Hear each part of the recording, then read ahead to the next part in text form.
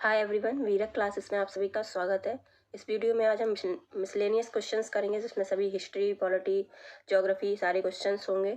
तो चलो देखते हैं आपके कितने क्वेश्चंस सही होते हैं। तो अगर आपको वीडियो अच्छा लगे तो एक लाइक ज़रूर करें, चैनल को सब्सक्राइब करें। तो फर्स्ट क्वेश्चन है, भारत में निम्नलिखित के आने का सही कालानुक्रम क्या है। तो सही कालानुक्रम आपको बताना है। फर्स्ट है सोने के सिक्के, दूसरा है आहत मुद्रा चांदी के सिक्के, तीसरा है लोहे का हल, चौथा है नगर संस्कृति। तो सबसे पहले कौन आया ये बताना है, फिर इसके बाद कौन आया, फिर इसके बाद कौन आया। तो अगर हम बात करें, सबसे पहले हड़प्पा संस्कृति आई है, सही नगर संस्कृति भी बोलते हैं, तो ये हो गया 4। तो सबसे पहले 4 सही है। इसके बाद हड़प्पा संस्कृति के बाद लोहे का हल, लोह संस्कृति आई थी इसके बाद। तो इसका राइट आंसर होगा खा, यानी डी। 4 3 2 1। सबसे पहले नगर संस्कृति, इसके बाद लोहे का हल, फिर इसके बाद सोने के सिक्के, फिर इसके बाद आहत मुद्रा चांदी के सिक्के, इसके बाद सोने के सिक्के। सेकंड क्वेश्चन है, भारतीय प्रतीक पर उत्कीर्ण सत्यमेव जयते लिया गया है का है ऋग्वेद, मत्स्य पुराण या भगवत गीता या मुंडको उपनिषद से। तो इसका राइट आंसर है खा, मुंडको उपनिषद से। थर्ड क्वेश्चन है, प्रसिद्ध गायत्री मंत्र कहाँ से लिया गया है, यजुर्वेद, खा अथर्ववेद या ऋग्वेद या फिर सामवेद। तो इसका राइट आंसर होगा जो गायत्री मंत्र है वो ऋग्वेद से लिया गया है। फोर्थ क्वेश्चन देखेंगे कि 1420 ईस्वी में विजयनगर साम्राज्य में आने वाले जो इटली के यात्री थे उनका क्या नाम है। 1420 में विजयनगर साम्राज्य में आने वाले इटली के यात्री का क्या नाम है। ए डोमिंगो पायस, एडुआर्डो बारबोसा, गा निकोलो डी कॉन्टी या खा अब्दुल रज्जाक। तो इसका राइट आंसर होगा गा निकोलो द कॉन्टी, जो कि विजयनगर साम्राज्य में आने वाले इटली के यात्री थे। फिफ्थ क्वेश्चन है, कृष्णदेव राय ने कौन सी पुस्तक लिखी थी। कृष्णदेव राय ने कौन सी पुस्तक लिखी थी, का मिताक्षरा, राजतरंगिणी, कपूर मंजरी या अमुक्त माल्यद। तो इसका राइट आंसर होगा अमुक्त माल्यद, खा इसका राइट आंसर है अमुक्त माल्यद।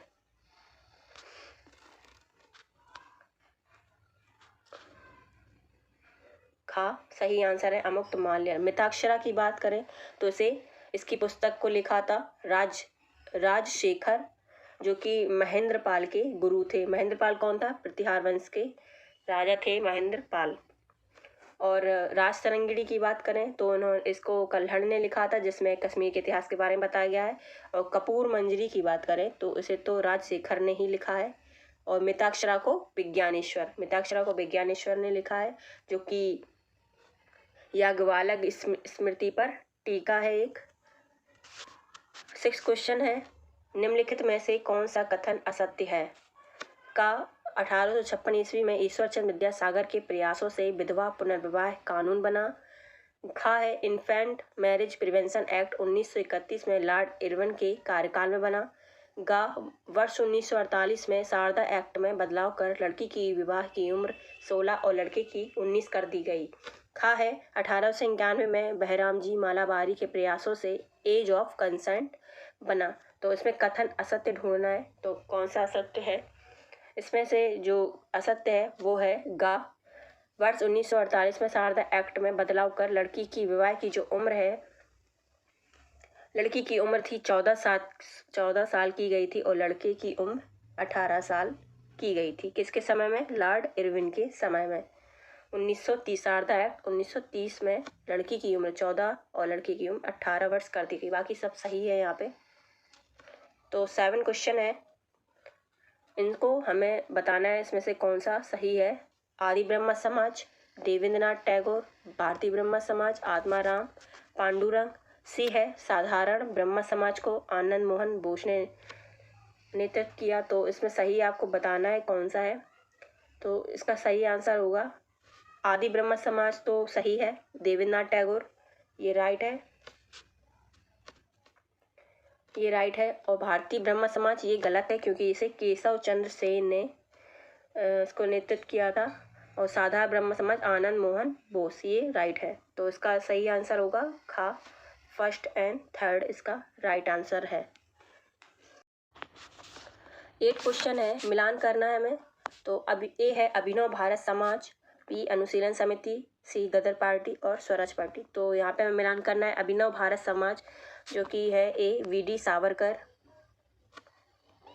यहाँ पे अभिनव भारत होगा फोर्थ का वी.डी. सावरकर, और अनुशीलन समिति अरविंद घोष। गदर पार्टी की बात करें तो गदर पार्टी लाला हरदयाल, स्वराज पार्टी C.R. दास। तो इसका राइट आंसर हो जाएगा खा, ए का 4, बी का 1, सी का 2 और डी का 3।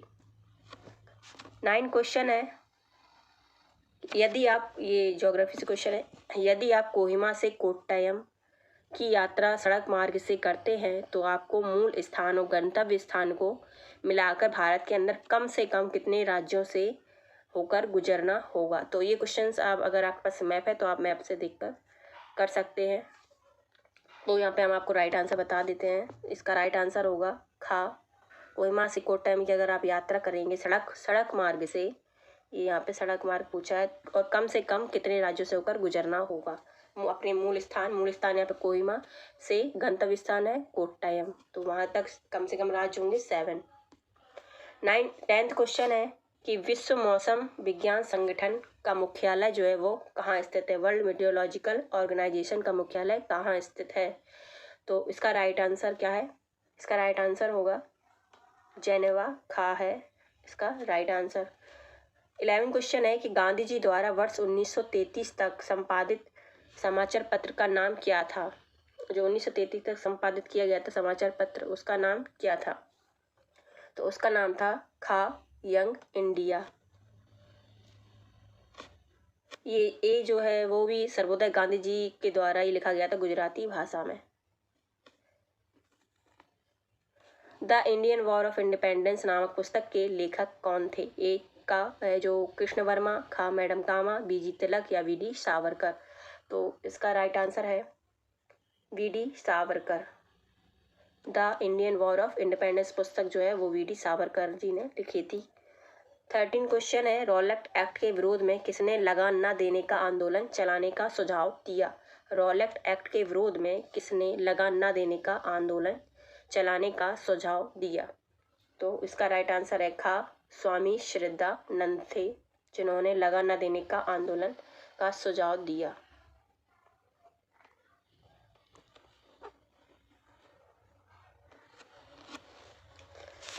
फोर्टीन क्वेश्चन है, जलियांवाला बाग हत्याकांड के विरोध में वायसराय की कार्यकारिणी परिषद की सदस्यता से किसने इस्तीफा दे दिया। जलियांवाला बाग हत्याकांड के विरोध में वायसराय की कार्यकारिणी से किसने इस्तीफा दे दिया। तो इसका राइट आंसर है जमनालाल बजाज ने। तो जमनालाल बजाज ने वायसराय की जो कार्यकारिणी परिषद थी उससे इस्तीफा दे दिया था जलियांवाला बाग हत्याकांड के विरोध में।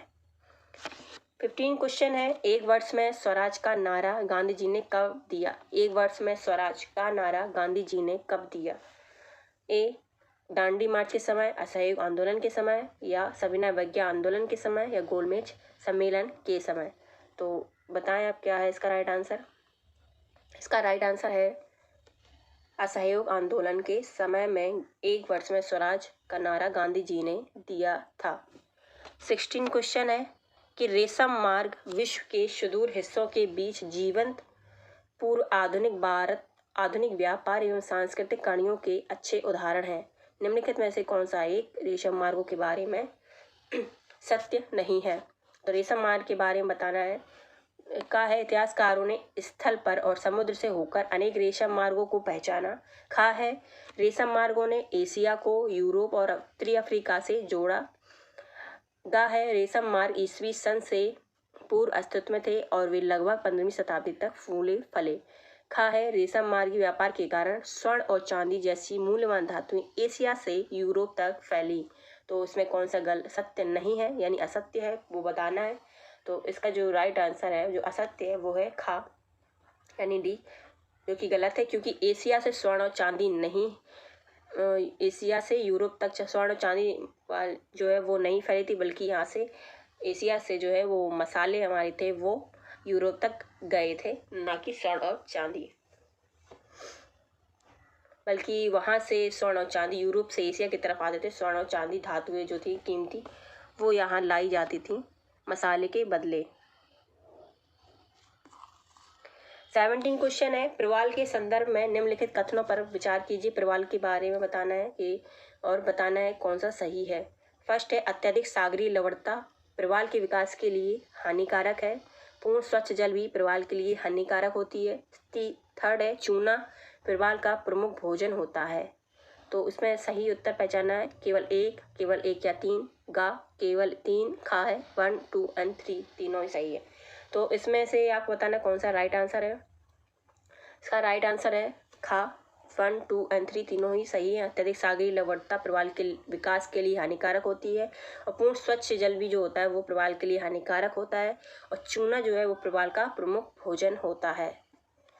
18 क्वेश्चन है, भारतीय संविधान के निम्नलिखित में से किस एक संशोधन द्वारा राष्ट्रपति को कोई भी मामला मंत्रिपरिषद द्वारा पुनर्विचार किए जाने के लिए वापस भेजने का अधिकार दिया गया है। यानी कोई भी संशोधन, फिर से पढ़ लें क्वेश्चन को, भारतीय संविधान के निम्नलिखित में से किस एक संशोधन द्वारा राष्ट्रपति को कोई भी मामला जो है मंत्रिपरिषद द्वारा पुनर्विचार किए जाने के लिए वापस भेजने का अधिकार दिया गया है। तो किस संशोधन में दिया गया है, तो ए का है 39वां या 40वां, 42वां या खा 44वां।